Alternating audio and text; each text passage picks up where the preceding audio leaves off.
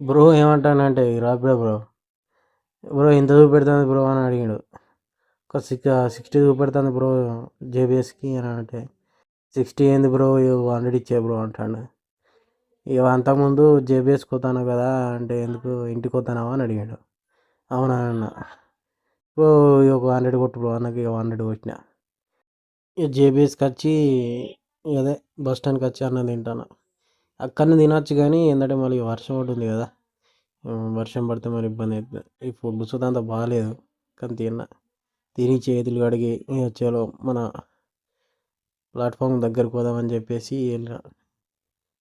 అంతకుముందే అడిగిన మన ఆడు ఉంటాడు కదా కదా బస్సులు ఎప్పుడు వస్తాయి అని చెప్పేసి అడిగిన.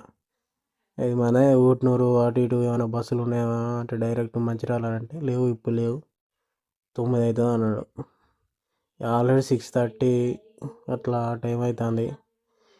ఇక ఒక గోదావరిఖని బస్సు వచ్చింది కానీ అది ఏంటంటే అది వయా ఏరేకెళ్ళి ఉంది మళ్ళా. ఇక మన బస్సులు ఇక వచ్చే వరకు వెయిట్ చేద్దామని చెప్పేసి కూకుందామని ఇక ఇక్కడనే వచ్చి మన సీట్లో ఊకున్నా. ఊకొని ఇక బస్ కోసం అలా వెయిటింగ్.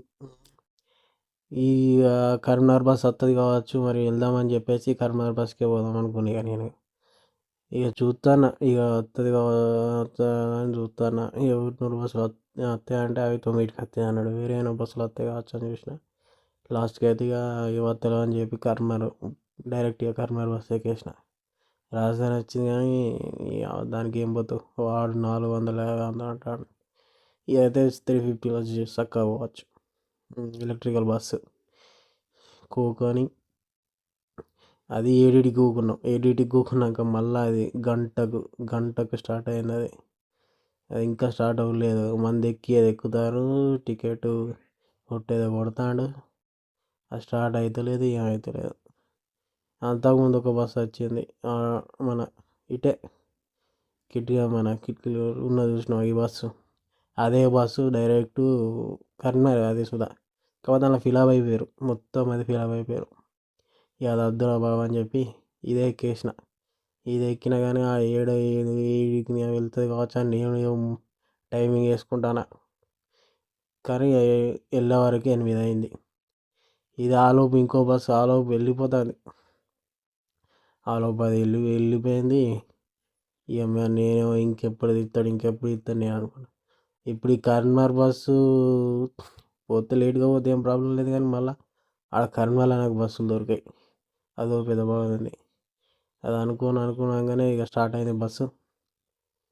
చలో ఇక వెళ్తుంది కదా అని చెప్పేసి అనుకున్నా. కానీ డైరెక్ట్ మళ్ళా కరీంనగర్లో పోతే కావచ్చు జల్దీ ఏమో రీచ్ అవుతాం కావచ్చు అనుకున్నా కానీ ఆ ట్రాఫిక్లోకి వెళ్ళే వరకే గంట పట్టింది. సరే మొత్తానికి అయితే తీసుకుపోతాను. వెళ్తాను ఇక వర్షం అయితే లేదు. బై లక్ ఏంటంటే వర్షం లేదు. ఆవిడకైనా చల్లగా గాలి తాకుతుంది. కిటికీ మూయరా బాబు నా పక్క పడ్డాడు పోతున్నాడు. కిటికీ తెరుతాడు. గాలి ఏమో చొప్పున చంపుతుంది ఏమో కారిగే అని కొట్టకుండా సగమే తెరిచిండు. మళ్ళీ నేను మూసిన మళ్ళీ తెరిచిండు. ఇక అట్నే వచ్చే వరకు డైరెక్ట్ కరీంనగర్ వచ్చినాం.